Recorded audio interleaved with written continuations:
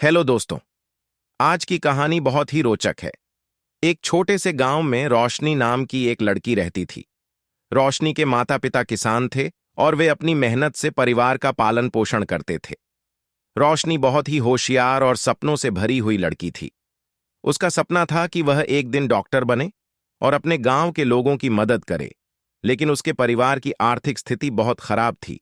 रोशनी ने गांव के सरकारी स्कूल में पढ़ाई शुरू की और हमेशा अच्छे अंक प्राप्त किए। उसके शिक्षक उसकी मेहनत और लगन की तारीफ करते थे। एक दिन स्कूल में एक प्रतियोगिता आयोजित की गई, जिसमें विजेता को शहर के बड़े स्कूल में पढ़ाई का मौका मिल सकता था।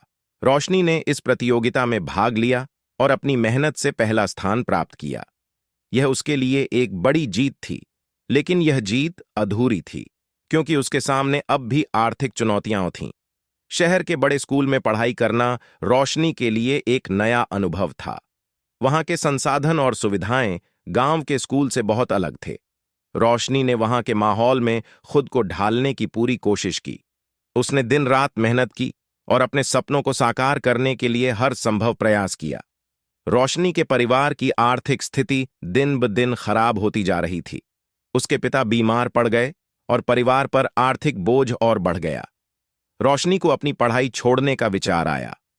उसने सोचा कि उसके सपने शायद अधूरे ही रह जाएंगे, लेकिन उसके दोस्तों और शिक्षकों ने उसे प्रेरित किया और कहा कि उसे अपने सपनों को अधूरा नहीं छोड़ना चाहिए।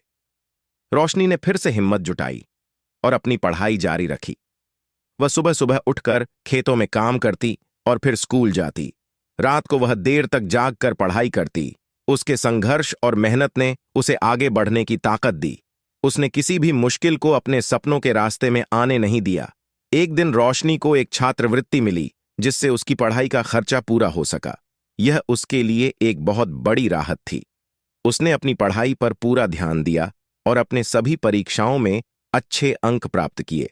उसकी मेहनत और समर्पण ने उसे सफलता दिलाई।